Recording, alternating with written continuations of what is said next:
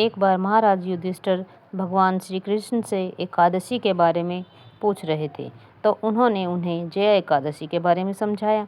इसके बाद महाराज युधिष्ठिर बोले, हे माधव, मुझे फाल्गुन मास में कृष्ण पक्ष को आने वाली एकादशी के बारे में भी कुछ समझाइए और इसकी कथा विस्तार से बताइए।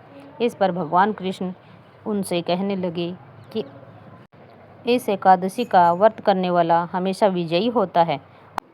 इससे पहले देव ऋषि नारद ही इस कथा को भगवान ब्रह्मा जी से सुन पाए हैं और तुम मेरे प्रिय हो, इसलिए यह कथा मैं तुम्हें सुनाता हूँ। त्रेता युग में जब भगवान श्री राम को 14 वर्ष का वनवास मिला, तो वे माता सीता और लक्ष्मण के साथ पंचवटी में रहने लगे। उसके बाद जब दुष्ट रावण ने माता सीता का हरण कर लिया, तो राम और लक्ष्मण उनकी खोज में निकले। वे बहुत ही व्याकुल थे कि उन्हें जटायु महात्मा मिले। उन्होंने उन्हें बताया कि माता सीता को रावण ले गया है। तब भगवान श्री राम, हनुमान और सुग्रीव महाराज की सेना लेकर लंका की ओर गए, तो उन्हें रास्ते में बहुत बड़ा समुद्र दिखाई दिया। अब इस समुद्र जो जीवों से भरा था, इसे पार करना अत्यंत ही कठिन था, जिसे पार करने का कोई मार्ग भगवान श्री राम को दिखाई नहीं दे रहा था।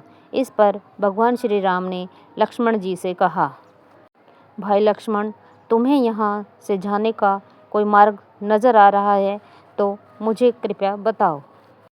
इस पर लक्ष्मण जी बोले, हे प्रभु, आप तो सर्वज्ञाता हैं, सर्वसामर्थ्यमान हैं, फिर भी आप चाहते हैं तो मैं आपसे कहूँगा कि यहाँ से आधा योजन दूर ऋषि वग्धालभ्य का आश्रम है।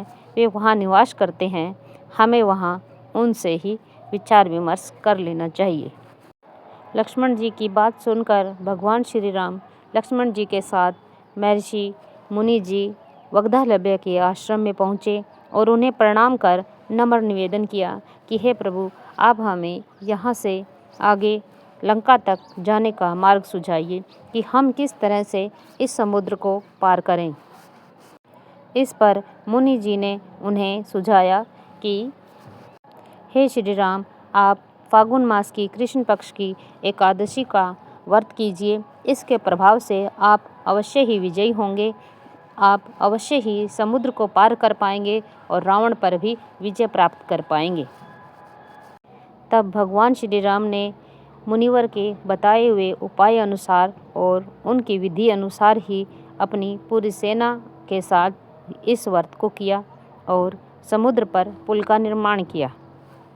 इसके बाद भगवान श्री राम ने सेना सहित लंका पर चढ़ाई की और रावण पर विजय प्राप्त की। तब ब्रह्मा जी ने नारद जी से बताया कि इस एकादशी के व्रत को करने से इंसान को वाजपेयी यज्ञ का फल प्राप्त होता है और वह सदा अपने कार्यों में विजय प्राप्त करता है। भगवान जी को यह एकादशी इतनी प्रिय है कि जब वे स्वयं अवतार लेकर धरती पर आए इंसान रूप में, तो उन्होंने स्वयं इस एकादशी के व्रत को रखा। तो बहनों, आप सभी भगवान को प्रसन्न करने के लिए इस एकादशी का अवश्य लाभ उठाएं और इसका व्रत करें और इसका फल पाएं। और बहनों, आगे की कथाएं सुनने के लिए चैनल को लाइक और सब्सक्राइब कर लीजिए, ताकि आपको अगली एकादशी की कहानी भी हम सुना सकें।